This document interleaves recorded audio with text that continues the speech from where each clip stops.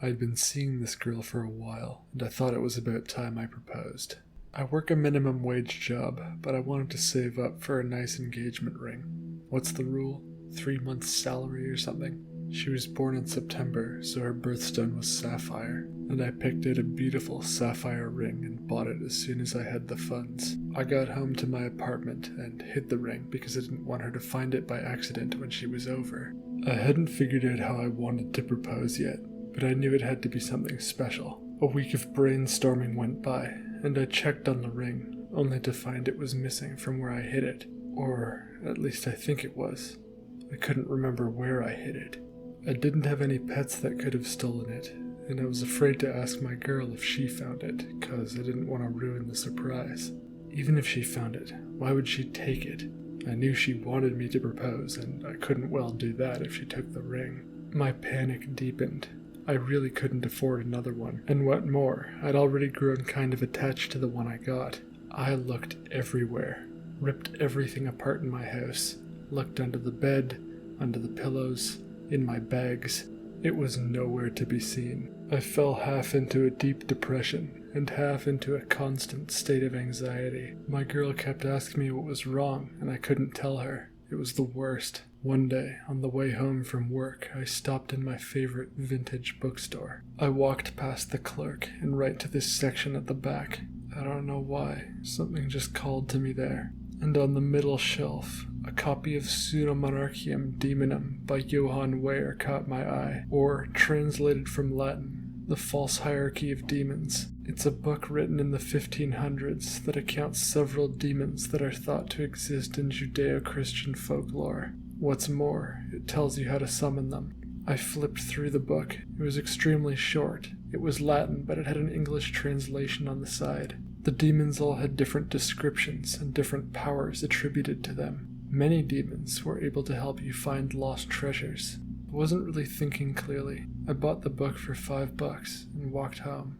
I flipped through randomly and found one demon in particular, Valak, a president of hell.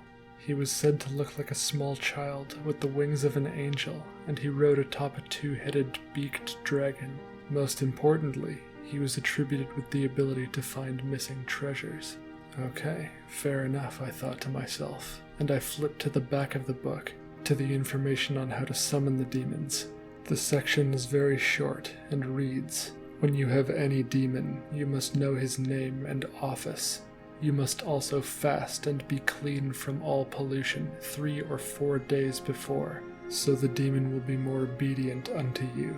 Then make a circle and call up the demon with great intention, holding a ring in your hand. Rehearse your own name and your companions, for one must always be with you. Recite this prayer following, and no demon shall annoy you, and your purpose shall take effect." After that was a fairly long prayer that I won't go into now. Okay, sounds simple enough, I thought to myself. 3 or 4 days of fasting might have been a little challenging, but it would be worth it if I could get that ring back. Somewhat annoyingly, it seemed that I already needed a ring, and to hold it in my hand, lest the demon would not be bound. I took it alone and got the cheapest, simplest gold ring I could find. I figured that would suffice, and I had plans to return it when the ritual was over. As for a summoning companion, well, I wasn't about to ask one of my friends or co-workers to help me with this. They would have thought I was nuts. So instead, I approached a homeless man in the park behind my apartment and offered him $5 to help me out. He agreed. The fasting was harder than I expected, and after 3 days I decided to call it, rather than wait the extra 4. Being that hungry, I felt a lot physically and mentally weaker, but I guess it was spiritual strength that was needed to bind Valac. I handed the homeless man a $5 and invited him up to my place. He stunk pretty bad, and he sat down on the living room couch. I made a mental note of where he sat, thinking I would have to come back and shampoo that later. Okay, got a gold ring. Check. I've got a summoning companion. Check. Summoning companion's name. What's your name, bud? It's Richard. Okay, thanks. And I've fasted for 3 days, so we should be good to go. Just need to make a circle. I muttered under my own breath. As I looked around my apartment, I had no idea what to make the circle out of, so I decided to make it out of tea lights, and I even decided to light them. It was something I'd seen in movies before, and it didn't really specify in Pseudomonarchium daemonum what the circle should be made of. But in my mind, a lit candle and demons seemed to go hand in hand. I felt nervous as I lit that last candle, and Richard looked over at me nervously as well. What are we doing here exactly? I'm not sure, Rich. I'm just trying to find a ring. Okay. I second-guessed myself one last time. Would I really be able to bind a demon? I'd done everything they said. I wasn't sure what the role of the conjuring companion was, but there he was, and I did fast. I should be okay. The demon should obey me. I asked Rich to close the blinds in my living room as some daylight was still pouring in, and I opened the book and began reciting the prayer. The candles flickered as I read, and smoke began rising from the center of the circle. Richard's jaw fell open, and he pressed his back into the back of the couch, wanting to put as much distance as possible between himself and whatever evil I was bringing into the room. As I finished the prayer, the smoke in the center of the circle was snuffed out, and I watched the last traces of it dissipate along the ceiling. I called into the air my name and Richard's name, and summoned President Valak. There was only silence, and Richard was looking at the ceiling. My focus was intent on the center of the circle. I almost forgot the gold ring. I held it in my left hand, open palm in front of the face, and gestured as though I were offering it to the circle. I felt like an idiot. Why had I expected anything to happen? Richard seemed pretty spooked, though. I sighed and got up to kick him out of my apartment when there was a roar in the bathroom. It sounded like that of an enormous creature. One by one, in rapid succession, the candles were snuffed out. Richard's head swiveled around and he yelped. I was frozen in place, too terrified and surprised to move. Neither of us had an angle to see into the bathroom. We just waited for the situation to develop in silence. I thought my eyes were playing tricks on me at first, as a gray hand appeared around the corner of the bathroom wall. At first, it clutched the trim. It had yellow, thick nails, but then its fingers extended, open palm. It was a left hand, and it reached straight out of the bathroom and towards the kitchen. The size of it was enormous, and the coloration and look was that of a rotting corpse, like it belonged on some extinct species of giant. It reached all the way into the kitchen, and then its elbow appeared. Richard could see it now too, and he was absolutely losing it. Gasping and hobbling back in his seat, clutching his chest. I named myself and Richard once again, and summoned President Valak to obey me. My voice wavered. I was terrified, but I tried to sound strong, holding up the gold ring, whose purpose I was ignorant of. The arm just hovered there, looming ominously in the silence. Then, one by one, the candles flicked on again, and their flames rose 5 inches high, 6 inches, 10 inches.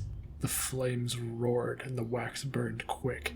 There was another deep bellow of another monstrous creature, different from the first. This one sounded outside the living room window. I lived 3 stories up, but out of the corner of my eye, I felt that I saw something massive fly by. Richard must have seen it too. He got up and he was panicking. Oh, no, I gotta get out of here. I gotta go. Okay, I gotta go. He got up and walked past the bathroom towards the front door. Only then did I notice the long gray arm had vanished. No, Rich, please, we're fine. It won't hurt us. I need you here, buddy. I need you. Please, it won't hurt us. It's bound to me. I tried to reason with him, and also convince myself. I met Richard at the front door and held it closed so he couldn't leave. He turned towards me to protest more, and a child giggled in the center of the living room. Rich and I both turned, horrified, and there, in the center of the circle, sat a naked boy who couldn't have been more than 4 years old. He had the green, slitted eyes of a serpent, short, curly blonde hair and chubby cheeks, and most importantly, He had angel's wings. I was terrified, but I took a step towards him and presented the ring. "President Valak, you will help me find a sapphire ring I lost." The demon wouldn't even look at me. He looked past me, at my summoning companion. "He won't let us out." I heard Richard cry behind me and realized he was fiddling with the lock on the door and unable to open it. "Why don't we all just relax and have a seat?" the child said smoothly. I made my way over to the side of the coffee table, on top of which the child sat, one leg crossed over the other. The candle flames had returned to their normal height, although the wax was gone, yet they still burned. Richard nervously made his way back to the couch and sat down, facing the child at eye level. "Good. Valak smiled, turning his head back towards me. Why don't you tell me what this ring of yours looks like?" He said, almost sickly sweet. He looked like those old Renaissance paintings of Cupid, minus the bow and arrow, and it was easy to get lulled into a false sense of security. It had a central large sapphire, and then 4 smaller sapphires fixed around that, and then other than that it was just a standard gold band. I tried to keep it professional and hide my worry. I think I can help you with that. Why don't you go look in the bathroom?" he suggested, smirking. "Oh, alright. I did check there many times already. Could you be more specific?" "I think you should go look again." I guess that was all he was going to give me. I made my way into the bathroom timidly, leaving Rich to sit with the demon. I looked through the shelf with my toiletries on it, couldn't find it there. Looked in the cupboard under the sink, couldn't find it there. It was easy to see that it wasn't around the toilet, wasn't inside the toilet back or the bathtub, wasn't...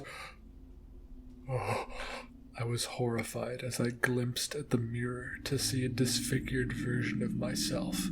My eyes were plucked out. It looked like my jaw had been ripped off and serpents were crawling out of and into each orifice. I backed out of the bathroom, and Valak was giggling. "What is the meaning of this?" I asked. "You are bound to me, demon, and you will obey me." My voice was trembling as I spoke. I really didn't believe my own words anymore. Valak giggled. "Bound? I am not bound, Conjurer." My copy of Pseudomonarchium daemonum exploded into the air, its pages flipping through rapidly. It landed on a page I had not seen before, titled, "The Hours Wherein Principal Devils May Be Bound, to wit, raised and restrained from doing hurt."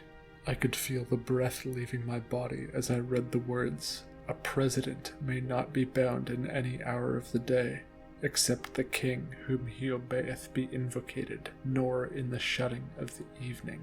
"I am a president of hell, Conjurer, and you did not have the permission of my king." My blood went cold. I couldn't believe I had made this mistake. "With that said, I am in a generous mood today. I promise to help you find the ring, and I will, in my own time." I was too stunned to reply. "Why don't you go check the closet in your bedroom?" Valak said in his sing-songy voice. I was too terrified to move for a moment, but knew there was no other way through this. Nowhere in the book had I read how to banish a demon once summoned. The air was silent, and I was sweating as I made my way into my bedroom and towards the closet at the back of it. As I opened the closet, I was swallowed by a darkness that seemed to pour out of it. I couldn't see or hear anything. The only thing I experienced was the sensation of falling. It lasted seconds, and I was terrified. But after minutes, the sensation became something ordinary. But when I'd felt it for an hour, my terror picked up again. How long was I going to be trapped in this feeling? Ultimately, days and weeks went by, and it felt as though my brain had turned to jello. So tired of fear. It felt like I was going mad, imprisoned in nothingness for so long, and finally I appeared back at the front of my closet. My closet, as usual, was empty, and I was quite sure I never put the ring in there in the first place. I made my way back to the living room, expecting Rich and the demon to be gone, and they were sitting right there. Valak with his head craned way back to look at me over his shoulder, a crooked little smile on his face. Back already? You barely looked. He mocked me. I could tell by the look on Richard's face no time had passed in the real world, only in my mind. Please, enough of these games, I begged. Do what you would have me do and lead me to the ring. Very well. I'll tell you where I hid it. What do you mean, hid it? You're supposed to be helping me find it. Well, I found it, and then I hid it again. Okay, where did you hide it? I asked Valak. You'll find the ring inside your friend Richard here. Rich and I stared at each other as we both realized what the demon was implying and what I needed to do to retrieve my ring. I was not willing to kill Richard and go digging through his insides to find the ring, but Richard didn't know me that well. He let out a desperate wail and ran to the kitchen to grab a knife and came back at me, charging and screaming. I had no time to explain myself, and Richard gave me no opportunity over all his shouting. I was weak from fasting and a bit deranged from the closet experience, but Richard was a good 40 years older than me, and he had had a life of malnourishment. He jabbed the knife at me, and I caught his wrist and pushed it down. The knife penetrated my left thigh, and I was able to wrestle with him for it. Richard had 2 hands on the knife and was trying to pull it up into my gut. Valak in the background was clapping and cheering and giggling. I was desperately trying to push the knife back down, away from my gut. Richard headbutted me, and I think my nose broke. I fell backwards and released my grip on his wrists. With all the upward force he was putting on it, and with his head tilted forward, as soon as the pressure was released on his wrists, Richard flung the knife up, stabbing himself in the neck. He was so panicked he wasn't thinking clearly. He pulled the knife out, and blood spurted all over my apartment. He tried to turn his attention back to me on the ground, but I could already see the light fading in his eyes. Richard dropped the knife and stumbled towards my front door. I was sure he didn't know where he was going or what he was doing, but I got up to intercept him. I couldn't let my neighbors see him come out of my apartment, not with a stab wound in his neck. I rushed to the door and physically prevented him from leaving. As he continued to bleed out, I could hear Valak howling, laughing, and I told Richard I'm sorry under my breath as he collapsed backwards onto my living room carpet, gutturally choking on his own blood. I was panting. I couldn't believe this was still reality.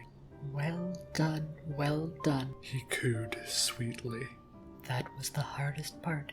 Now you just have to find the ring. My heart was pounding as I dissected poor Richard's abdomen. I started by pulling everything out of his perineal cavity. It wasn't in there. It must have been in one of his organs. Thinking Valak would want to give me the grossest task possible, I started unraveling his intestines by cutting the mesentery and started squelching through them, thinking each piece of undigested food to possibly be the ring box. The chyme splattered onto my carpet alongside the pool of blood. It was one of the worst things I've ever smelled in my entire life. And after searching through all the intestines, I was no closer to my goal.